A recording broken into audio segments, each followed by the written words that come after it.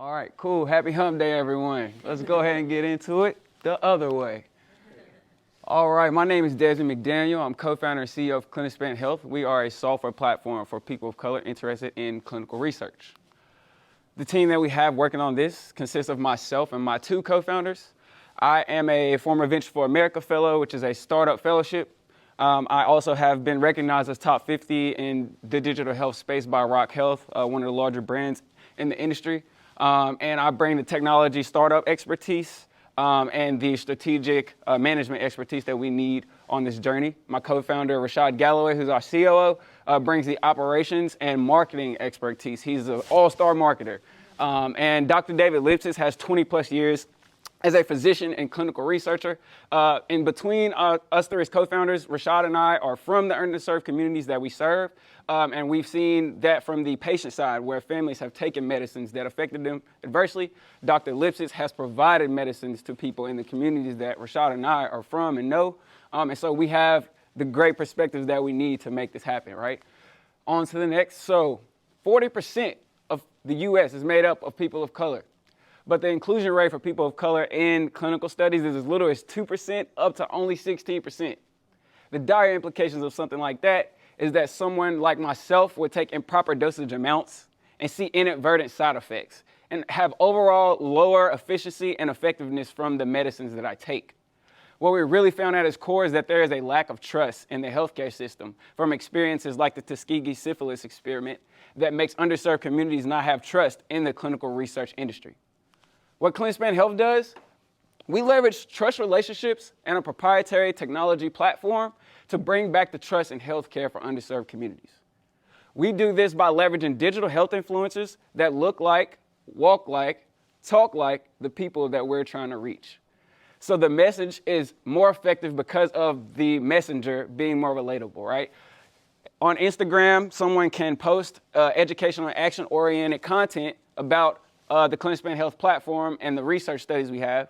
From there, an Instagram follower can go to our platform, sign up, put in 3 pieces of info, the therapy areas they have an interest in, medications that they take, the geography that they're in. We are then able to tailor our communication, primarily via email and text, to them to say, based on the criteria you set in your user profile, these are the studies that are perfect for you. Taking a quick glance at what our platform looks like, I think the main focus here is that if you see this quote here, outside of the Clinispan Health platform, I really had no way of going about that process of getting into a study. One of the users on our platform spoke to not being able to have any other solution for this problem of access in clinical research. So I think this one line in itself speaks to the value of what Clinispan Health has to offer. On the business model side, our paying customers are pharma companies, sponsors and CROs, and other patient recruitment companies. They pay us at the referral and enrollment fee averages that you see listed here.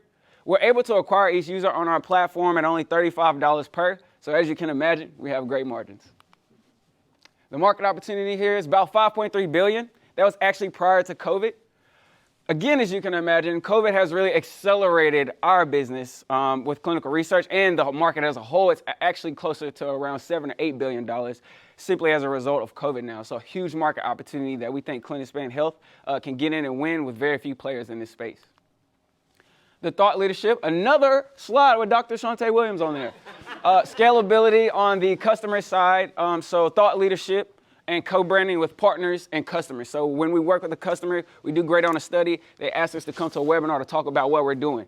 That helps bring in more business development opportunities for us. That's been the primary way, and really establishing ourselves as the thought leaders in this space. Clinispan Health is the diversity in clinical trials company.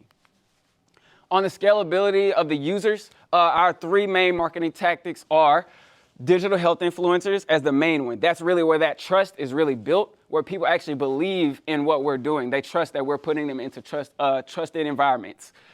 Paid and organic social media really helps us to continue to impress upon these people that we've already came into contact with that have trust with us. We continue to build relationship, nurture them, and then we're able to offer the perfect studies whenever they come onto our platform. So it's really about having someone's criteria and the studies that we have fit perfectly in a time space. Case studies. So Pinpoint Patient Recruitment is another patient recruitment company that was struggling to get people of diverse backgrounds into their cardiomyopathy study. So they came to us and we helped to reach a 25% inclusion rate in just 1 week. So we actually helped them reach an 8 times higher inclusion rate than the industry average, and we happened to help close the study early. Closing the study early is really huge in this industry. A lot of studies actually never get to close because they don't have enough enrollments. So to close a study early is a pretty huge feat. Key milestones, talking about the business side of this. So last year was our first year on the market. We actually helped to diversify the Moderna and Novavax COVID vaccines. I'm always proud to say that we make COVID vaccines more efficient for a lot of people in this room.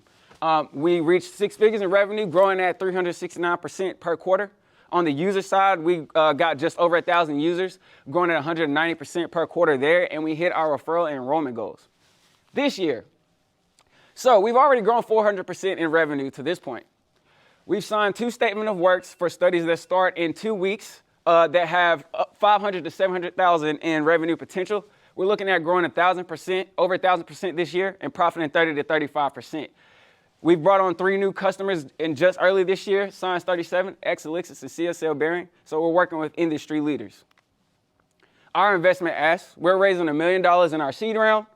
It will go to meeting primarily the goals that you see listed here. We want to really put it mostly into outreach on the customer and user side. We have a wait list of 100 digital health influencers. We want to bring on a lot of influencers so that we can rapidly grow our user acquisition. We want to bring on a sales team to help us bring on our clients at a much faster rate. Right now, I'm the only business development person. And while I'm doing pretty well, I would say we could do a lot better if I could bring on someone else to help me while I can go work on other parts of the business. If you'd like to learn more about Clinispan Health as an investment opportunity or just in general, please reach out at the information that you see here. Thank you so much.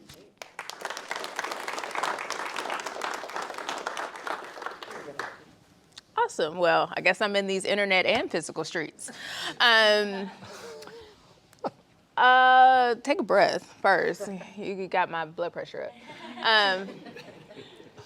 So I'm going to give you 2 pieces of advice here. One, slow your pace down, but take some of the front end slides out. I think though, where you started talking about your traction, you probably could move those up a few slides. So some of those earlier slides, I think they're good, the case studies, yada, yada, yada. They're interesting, but in this time span, maybe not necessary. I think this is one of those situations where you can't talk about everything. So hit the problem, talk about why you're the solution. Maybe one of those slides, you choose whichever one. It would have been great instead of talking about any of that, just hit, this is what we did in COVID, right? Boom. And then this is where we are. And then that gives you a lot more leeway to say, this is where our team is, this is how we use our funds. Because with you, you're already in the middle of your growth curve now.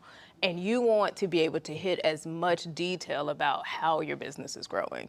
So again, you don't have to over-index on that narrative. You've already built the narrative. You're in the middle of the narrative. You're building the story. And so I felt like I was just leaning in and then I heard the ding. And it's like, okay, and full disclosure, I already know, Desi.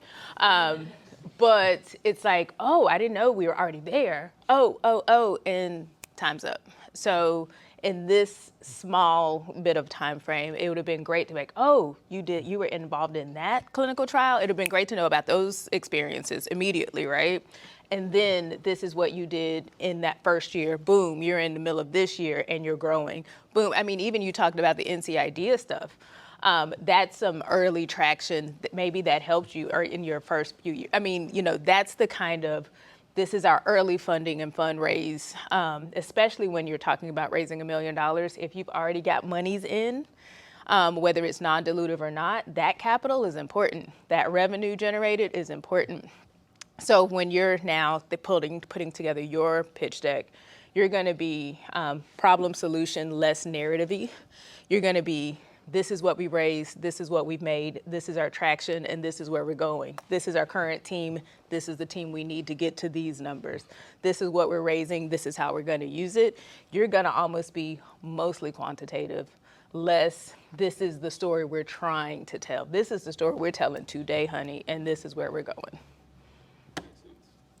I couldn't agree more with all that. And this is getting closer into like my specific world too, right? You're getting closer to $1 million of revenue. You've got a lot of traction. You're looking for that first big round. And it's still a little bit below us, but she's exactly right, which is your whole goal within the pitch is to get your foot in the door and get to the next conversation where you can get to 30 minutes, you can get to an hour, where you can dive into all of those details, which is exactly what we want to get into. But in this type of presentation, she's exactly right. Remove some of the stuff at the beginning. Having the founding team up there, you are incredibly impressive, but you could have combined your impressiveness with, hey, and we've gotten NCIDEA grants, and we've done this thing and that thing. You could have been very, very quick on that. But with that being said, you could have just gotten into the case study, or you could have gotten into exactly the traction, the COVID thing very, very quickly. And that's enough to get us hooked and say, I want to have a further conversation. I want to go talk about this and find you after the presentation to go really ask the details that I care about. And that kind of goes for everybody too. When you're starting to raise something a little bit bigger, one of the first questions any investor is going to ask is who else is in, especially if you're kind of going down the straight VC route. And so within that type of thing, that does get that momentum rolling. You say, oh, we did get an NCIDEA grant. That's awesome. Like that means that a whole group of my peers, for the most part, who are mostly volunteering on these types of things, saw this and said, this is worth it. I can't tell you how many companies we look at now that are 5-6 years down the road that have had NCIDEA grants. There's so many, and so we know that that's like a strong representation of a good company. So just hit those things a little bit faster. It's a really impressive company, and you're doing some awesome things. Yeah, we call that the who all over there line. Yeah. Because we want to know who's already at the cookout. I see we got kind of a lot of time left on our questions. But this is where I think we mix up staging for companies. So when we're talking about putting together your pitch, it's really important. It's not so important to know whether we're your pre-seed, seed, or whatever. I agree. You've got to know where your company is. And I like to put your companies in categories of where you are as far as traction. Are you really at idea and you're still trying to figure it out and you haven't really tested it? Have you started to generate, some revenue? Have you raised a little bit and, generating revenue and you're somewhere on your growth curve, even if it's, kind of a little bit in? Or are you really in that growth and building out your team? The fact that you're a one-man business development team and you're already, at 6 figures in revenue, that's you're in that upswing, right? So when you start to think about what pitch deck you're creating, no traction, a lot of talking. A lot of traction, a lot of numbers. Yeah. And that's where the pendulum tends to swing. So anytime I hear a pitch deck and they're talking about the dream, I just assume you ain't made no money and you ain't done nothing, right? That's my assumption, because you have nothing else to talk about. You're selling me on the vision, right? And a lot of companies shoot themselves in the foot when they're overselling the vision, but they actually have done a lot. And some people over-index when they've done nothing and they're selling on these BS numbers. And I'm like, wait, these are all forecasted into the future and you're really at zero? And it's because maybe they're less good presenters or they're not good at speaking. So you just got to really know where you are. If you really haven't done anything and you've got to sell the vision, work on your pitch skills, work on really crafting. This is what we're building. This is where we're going. That's when you've got to lean really heavily on your mentors and your team building. And, I'm not saying you need a full out board, but that's when you're creating that side of things. If you're really in the thick and you're really building and you're making money and you're hiring and you're paying and you're da-da-da-da-da-da, you don't have to sell me the vision because you are the vision, right? You're living the dream. You're really in it today and we can see it. And that's where, just remember, that's how I tend to hear pitches now. It's like, oh, you're there. And if you're not careful, especially in a pitch situation, I don't know if when you're listening on a virtual, at some point your ears kind of turn off. Oh, totally. If it's over narrative and you're like, okay, so they've done nothing. and you're starting to check the emails at that point. You're doing this, right? Yeah. Because you just assume. And you don't want people to assume, especially if you have a lot going on. And I'm Southern and I talk a lot.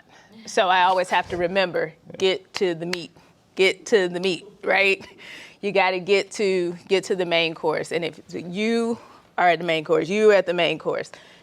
He's a little bit earlier on, which is great, but you actually have done stuff. So get to your meat a little bit faster and never discount the meat that you're bringing to the table, whether it's 50 people or 5 people or 1 person, even if the person's your mom, right? You want to know what the one person, that piece of feedback gives me something to talk about. I was going to ask, have you fundraised to date? So we have $100K in non-dilutive funding, the 2 NC IDEA grants, a grant from CVC in partnership with Venture for America, and a safe note from Venture for America. So 100K in pretty much non-dilutive funding to this point. You should highlight that. That is incredibly impressive to have gotten where you are with that. I don't want to say little of funding, but have really not taken any real equity from angel groups or things like that. Yep. Like have gone down the grant route. One, that shows that you're resourceful, Yep. and that like you could speak to that from the Venture for America thing and the fellowship there of like that leads directly in there of like and this is why. But highlighting that and saying, hey, this is how far I've gotten on this little money, that's really impressive to do nowadays. And so like you will get a lot of attention for that. You built a business. Yeah, you did. You really did build something real. And so, yeah. Yeah. That's it. Let's